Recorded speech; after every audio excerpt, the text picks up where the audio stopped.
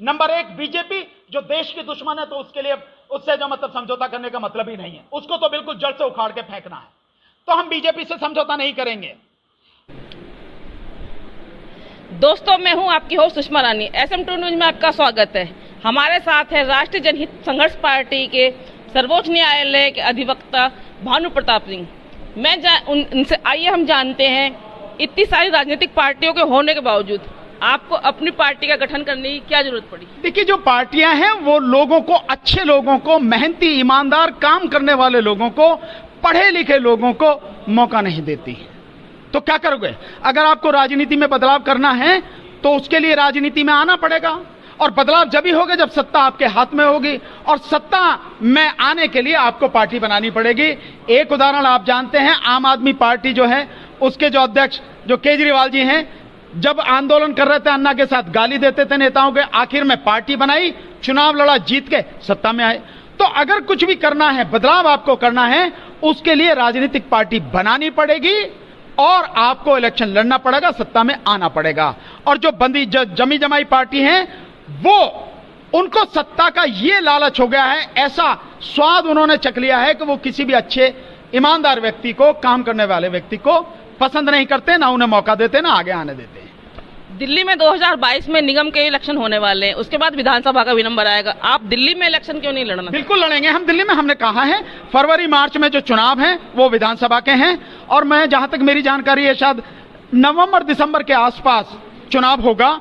नगर निगम की सभी 272 सीटों पर हमारी पार्टी चुनाव लड़ेगी। करना, और जिस तरह से मोदी जी बिना तराजू के देश को बेचे दे रहे हैं अपने यारों को, पूंजीपतियों को, वो निजीकरण रोकना है, क्योंकि निजीकरण इस देश की तबाही का एक बहुत बड़ा कारण बनेगा। और वैसे भी शेड्यूल कास्ट, शेड्यूल ट्राइब्स और ओबीसी का आरक्षण खत्म करने का ये पर्दे के पीछे का एक खेल है कि उनका आरक्षण पूरी तरह से खत्म किया जाए, उसके लिए सारा किया जा रहा है। तो निजीकरण और ये ठेका पिटता हमारा एक मुद्दा। आगे पूरी तरह से बेबस है, कोई उसकी सुनता नहीं।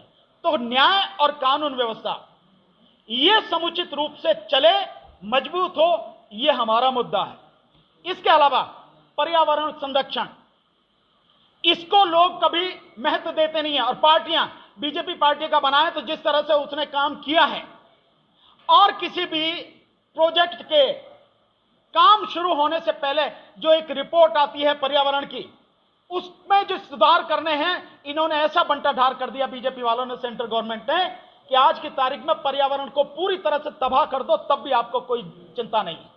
और पर्यावरण अगर खत्म तो इंसान जिंदा बहुत ज्यादा नहीं रहेगा। एक वैज्ञानिक है, शायद आइंस्टीन है, मुझे नाम प्रॉपर तरीके से नहीं, शायद यही है या एक और है, उनका कहना यह है कि अगर दुनिया में मधुमक्खी खत्म हो जाए तो 4 साल में इंसान का नामो निशान इस धरती से मिट जाएगा। यह उनका कहना है, और यह सही भी है, क्योंकि जितना भी परागण होता है, यानी एक फूल से दूसरे फूल तक और दूसरी जगह से वहां तक, ये जितना भी सब कुछ होता है, ये मधुमक्खियां काम करती हैं। प्रकृति को हम समझते नहीं, इसलिए उसको ध्यान नहीं देते। तो ये पर्यावरण संरक्षण, ये हमारा एक मुद्दा है। नदियां किस तरह से गंदी हो रही हैं, आप सब जानते हैं। पानी जहरीला हो चुका, हवा जहरीली। पर्यावरण संरक्षण हमारा मुद्दा। एक छठा मुद्दा है खेती, किसान और कृषि कानून। किसान आंदोलन चल रहा है, कृषि कानून आपने देखे ही है किस तरह से हाहाकार मचा है, सरकार सुनने को तैयार नहीं है। इसलिए किसान को वाकई में एक सम्मानपूर्वक जीवन मिल सके, वो हमारा एक मुद्दा है। नंबर 7, मजदूर और श्रम कानून। बीजेपी ने, राज्यों ने भी और केंद्र ने भी सारे श्रम कानूनों को खत्म कर दिया। कहा यह गया कि 3 साल के लिए उनको स्थगित कर दिया, लेकिन 3 साल बाद किसको याद रहेगा क्या होगा क्या नहीं होगा, एक तरह से खत्म कर दिए गए। तो मजदूर, उसको मजदूरी मिले, और उसके हक में जो कानून है उनको स्थान मिले। उन 5 राज्यों के चुनाव में हमारी पार्टी, राष्ट्रीय जनहित संघर्ष पार्टी, भी पूरी ताकत के साथ चुनावों में हिस्सा लेगी, भाग लेगी। लेकिन हम 5 के बजाय 4 राज्यों में चुनाव लड़ेंगे। जो 5 राज्य हैं, उत्तर प्रदेश, उत्तराखंड, पंजाब, मणिपुर और गोवा। हम लोग गोवा में चुनाव नहीं लड़ेंगे, हम इन 4 राज्यों में चुनाव लड़ेंगे। अभी तक के लिए सिर्फ इतना ही। ताज़ा अपडेट के लिए जुड़े रहिए SM2 न्यूज के साथ। कोरोना प्रोटोकॉल का पालन कीजिए, अपनी टाइम आने पर कोरोना वैक्सीनेशन कराएं और देश का भविष्य सुरक्षित बनाएं।